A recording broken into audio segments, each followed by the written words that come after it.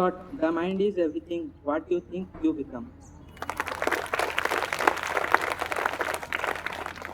ಇಂದಿನ ವಚನ ಹಾವಿನಡಂಕು ಉತ್ತಕ್ಕೆ ಸಸಿನ ನದಿಯಾಡಂಕು ಸಮುದ್ರಕ್ಕೆ ಸಸಿನ ನಮ್ಮ ಶರಣರಡಂಕು ಲಿಂಗಕ್ಕೆ ಸಸಿ.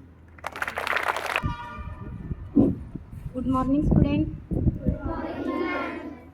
Today I talk about one story.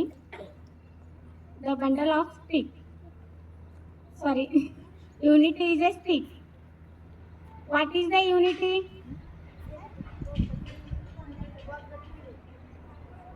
What is the unity? Unity ಅಂದ್ರೆ ಒಗ್ಗಟ್ಟು. ಒಗ್ಗಟ್ಟು ಅಂದ್ರೆ ಒಟ್ಟುಗೂಡಿ ಎಲ್ಲರೂ ಕೂಡಿ ಮಾಡಿದಂಥ ಕೆಲಸ ಕಂಪಲ್ಸರಿ ಸಫಲತೆಯನ್ನು ಪಡ್ಕೊಡ್ತದೆ. ಏಕತಾ ಮೇ ಬಲ ಅಂತ ಹಿಂದಿದಾಗ ಅಂತಾರೆ. ಕನ್ನಡದಲ್ಲಿ ಒಗ್ಗಟ್ಟಿನಲ್ಲಿ ಬಲವಿದೆ. ಇಂಗ್ಲಿಷ್ನಾಗ unity is a strength. One village in one farmer lived. The farmer had 3 sons. Their 3 sons any time one another to quarrel. That why farmer is very upset and my son's future in this type is quarrel. You how to future in very well you. That's why farmer is very time thinking their sons with. Farmer once they called their sons to. All son is come, farmer is given one stick. This stick is break. Their sons is easily break the stick. Farmer again giving one bundle of the stick. The bundle of stick their sons not break because one stick is break easily. Bundle is why not break? I am asking student too. One stick farmer sons easily break, but bundle of stick not break. Why not break?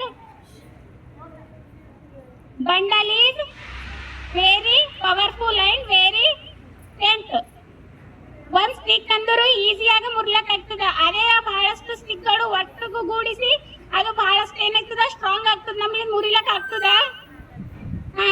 That's why unity is a strength very important in our life. ನಮ್ಮ life ನಲ್ಲಿ ಕೂಡ ನಾವೇನ್ ಮಾಡಬೇಕು, ಒಗ್ಗಟ್ಟಿಗೆ ಬಹಳಷ್ಟು ಮಹತ್ವವನ್ನು ಕೊಡಬೇಕು. ಒಂದು class ನಲ್ಲಿ ಈಗ ನಾವೆಲ್ಲ ಓದ್ತಾ ಇದೀವಿ ಅಂತಂದ್ರೆ ಒಗ್ಗಟ್ಟಾಗಿ ಓದ್ಬೇಕು. ನಾವು ಒಬ್ಬರಿಗೆ ಏನಾರ ಬಿಲೀವ್ ಮಾಡಿ ಅವ ಹಂಗ ಇವ ಹಿಂಗ ಅಂದ್ರೆ ಅವನಿಗೆ ಒಬ್ಬನಿಗೆ ಏನಾಯ್ತದ ಹರ್ಟ್ ಆಗ್ತದ.